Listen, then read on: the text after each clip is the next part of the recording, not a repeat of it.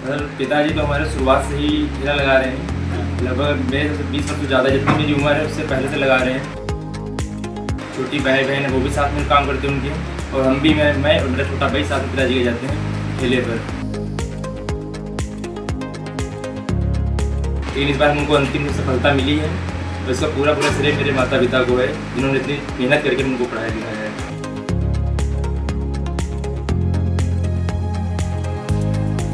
आपके पिताजी को जब रिजल्ट की जानकारी हुई तो उन्होंने अपने ठेले पे जितना सामान बचा हुआ था सबको उन्होंने फ्री बांट दिया, सबसे कहा कि खुल के खाइए।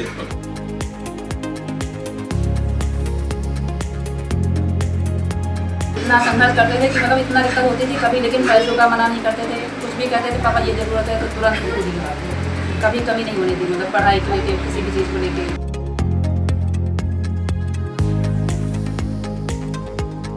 आप मतलब हिम्मत मत हारिए, बस अगर नहीं हो रहा तो होगा ही कभी। Guru Nanak Educational Institute, Guru Nanak Colony, Sitapur, Pre-Primary to Class 10. Admission open for session 2025-26.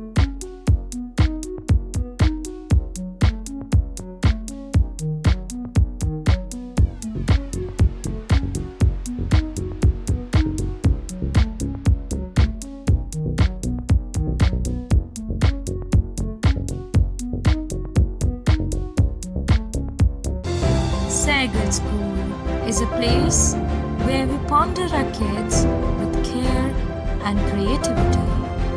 We provide students the room to explore their imaginations and enhance their education.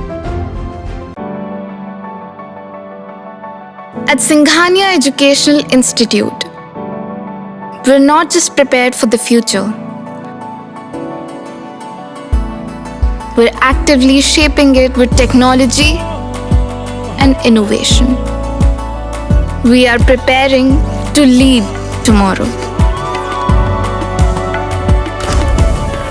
Singhania Educational Institute, cultivating knowledge. कहते हैं कि किसी सपने को पूरा करने के लिए केवल उसे देखना काफी नहीं होता, बल्कि उसे जीना भी होता है। सपनों को पूरा करने के इस सफर में तमाम परेशानियों, संघर्षों का सामना करना होता है, और तब जाकर एक लंबे धैर्य के बाद वो सपना कहीं साकार हो पाता है। इसी तरह का एक सपना देखा था सीतापुर के खैराबाद नगर पालिका में रहने वाले 3 सगे भाई बहनों ने, जिसे तमाम संघर्षों और लंबे धैर्य के बाद उन्होंने पूरा किया है। संसाधनों के अभाव में मेहनत के बूते नगर के कमाल सराय में रहने वाले 3 भाई बहन प्रीति गुप्ता, केसर गुप्ता और ईशु गुप्ता ने पुलिस भर्ती परीक्षा के बाद अब मेडिकल टेस्ट भी पास कर लिया है। जून से इनका प्रशिक्षण भी शुरू होगा। 3 बच्चों के मेडिकल टेस्ट पास करने की खबर सुनते ही माता पिता खुशी से झूम उठे। चाट का ठेला लगाने वाले संतोष कुमार गुप्ता अपने बच्चों के एक साथ कामयाब होने पर फूले नहीं समा रहे हैं। संतोष के घर बधाई देने वालों का तांता लगा हुआ है। आई इंडिया के खैराबाद संवाददाता धीरज शुक्ला ने पुलिस भर्ती परीक्षा में सफलता प्राप्त करने वाले 3 भाई बहनों से बातचीत की। आप भी देखिए ये खास रिपोर्ट। विकल्प बहुत मिलेंगे मार्ग भटकाने के लिए, लेकिन संकल्प एक ही काफी है मंजिल तक जाने के लिए। लहरों के डर से नौका पार नहीं होती और मेहनत करने वालों की कभी हार नहीं होती। हम आज उपस्थित हैं मोहल्ला कमाल सराय के संतोष गुप्ता के मकान में, और संतोष गुप्ता जो खैराबाद के कस्बाती टोला चौराहे पे लगभग 20 वर्षों से अपना पूड़ी का ठेला लगाते हैं, और उनकी पूड़ी पूरे खैराबाद में मशहूर है। खैराबाद के कोने कोने से लोग सुबह से शाम तक उनके ठेले पर आकर के पूड़ी खाते हैं।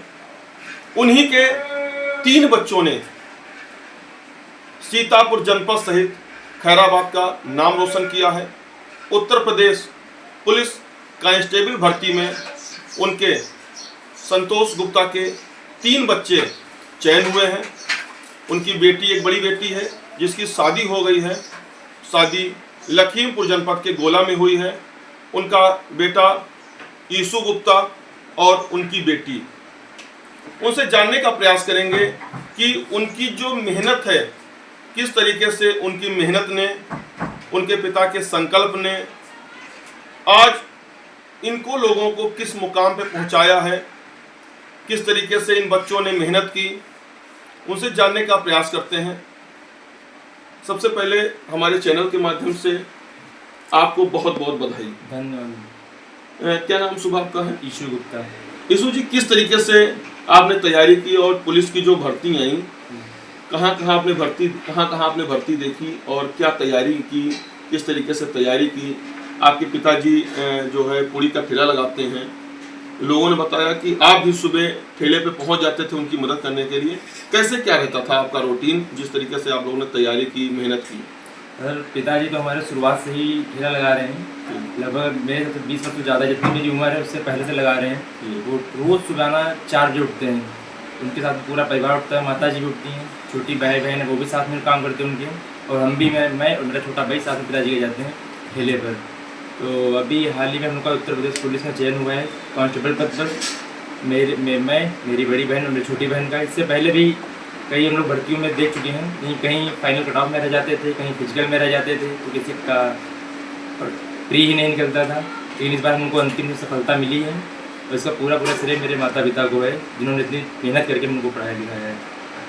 आपने बताया कि आपके पिताजी सुबह 4 बजे उठ जाते थे और पूरा परिवार उनकी मदद करता था, आप और आपके भाई भी ठेले पे जाते थे।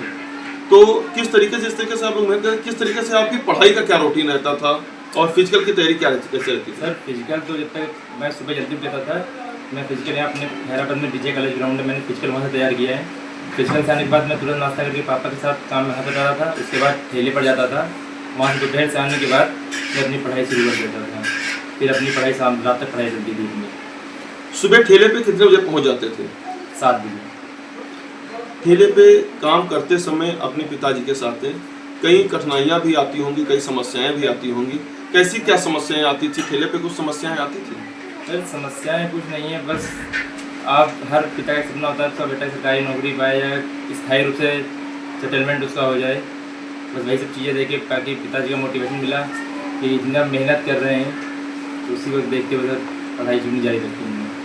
क्या ठेले पे कोई कभी अभद्र भाषा का भी प्रयोग करता था आप लोगों के साथ में? नहीं सर, ऐसा तो कभी नहीं हुआ जी। सम्मानित अपना जीविका चला रहे हैं, बाकी ऐसा तो कभी नहीं हुआ। पिताजी की खुशी का क्या ठिकाना है आपकी? बहुत जी, बहुत ठिकाना। मतलब वो जब से रिजल्ट आया तब से उनका उनसे पूछिए मत कि क्या उनका खुशी का इनकी है, बाकी माता पिता दोनों बहुत खुश हैं मेरे। सुनने में एक बात ये भी आई कि जिस दिन आप लोगों का रिजल्ट आया और आपके पिताजी को जब रिजल्ट की जानकारी हुई तो उन्होंने अपने ठेले पे जितना सामान बचा हुआ था सबको उन्होंने फ्री बांट दिया, सबसे कहा कि खुल के खाइए। क्या ऐसा रहा? कैसे? नहीं ऐसा तो नहीं था जी, लेकिन जिस दिन रिजल्ट आया उन्होंने सबसे पहले वो मंदिर के प्रसाद चढ़ाया जी, उसके बाद हाँ ठेले पे मिठाइयाँ बांटी, लड्डू बांटे थे। ऐसा लेकिन ऐसा कुछ नहीं था। ऐसा कुछ नहीं था। उनके बेटी है संतोष गुप्ता जी, क्या नाम क्या आपका है? केशव गुप्ता। केशव जी, आपकी पढ़ाई का बिटिया कैसे क्या रूप रहता था, क्या तैयारी रहती थी, कितना समय? जैसे भैया ने बताया आपके कि आप सभी लोग अपने पिताजी की मदद करते थे, माता आपकी मम्मी, आपके भाई बहन, तो आप भी मदद करती थी। किस तरीके से पढ़ाई का कैसा क्या रहता था आप लोगों का? सारा संघर्ष मेरे मम्मी पापा का रहा है। जी। हम तो से सुबह उठते थे, फिजिकल तैयार किया, उसके बाद से थोड़ा काम करवाया करता, फिर रेस्ट मतलब दोपहर में करते थे, फिर शाम को करते थे रात में।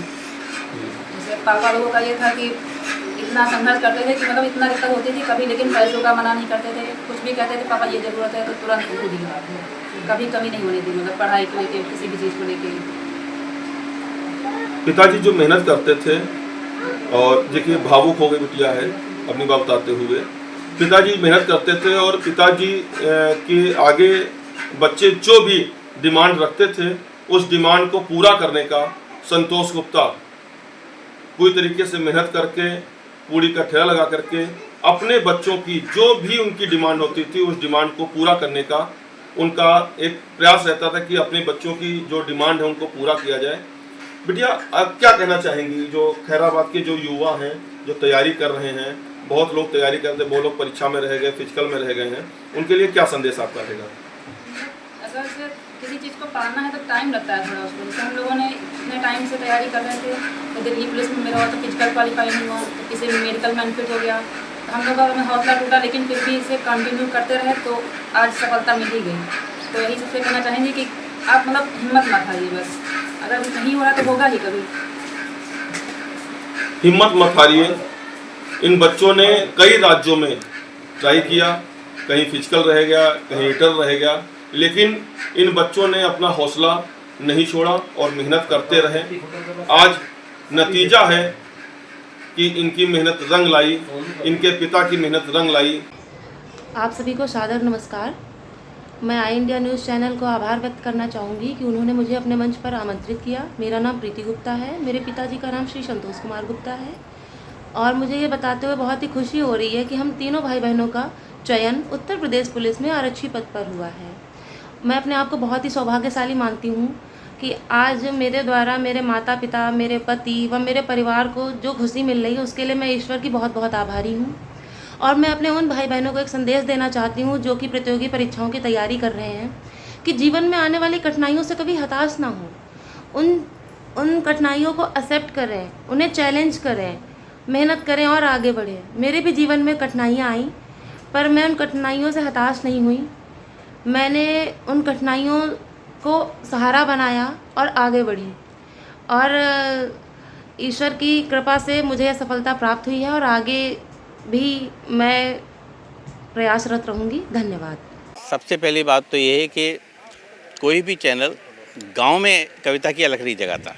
आपने पहली बार ऐसा किया है और मेरी ज़िंदगी में भी ऐसा पहली बार हो कि गांव में इतना बड़ा उत्सव हो गया हो, हज़ारों सीट लगी हो और वो भर गई हो और कविता के लिए इतना बड़ा यज्ञ करना एक चैनल के द्वारा बहुत बड़ी बात है। और हम सारे कवि जो है बहुत इस चैनल के जो मुखिया हैं उनको बहुत धन्यवाद देते हैं, बहुत बधाई देते हैं। पूरा इलाका जो है जो कविता सुनता है, जो गीत सुनता है, उसका जवाब नहीं, उसी हिम्मत के बलबूते पे हम लोग आ जाते हैं आप लोगों के बीच में। Sai Sanjeevani hospital, station road, Sitapur. Sitapur का पहला मल्टी स्पेशलिटी हॉस्पिटल जहां आपको जनरल फिजिशियन, हड्डी रोग, स्त्री रोग, जनरल सर्जरी, नाक कान गला और न्यूरो के डॉक्टर उपलब्ध हैं। साई संजीवनी में आयुष्मान कार्ड धारकों का मुफ्त इलाज और टीपीए कार्ड धारकों के लिए कैशलेस सुविधा उपलब्ध की गई है। हॉस्पिटल में आईसीयू, वेंटिलेटर, बाईपैप व डायलिसिस की सुविधा भी उपलब्ध है। Sai Sanjeevani hospital, station road, Sitapur.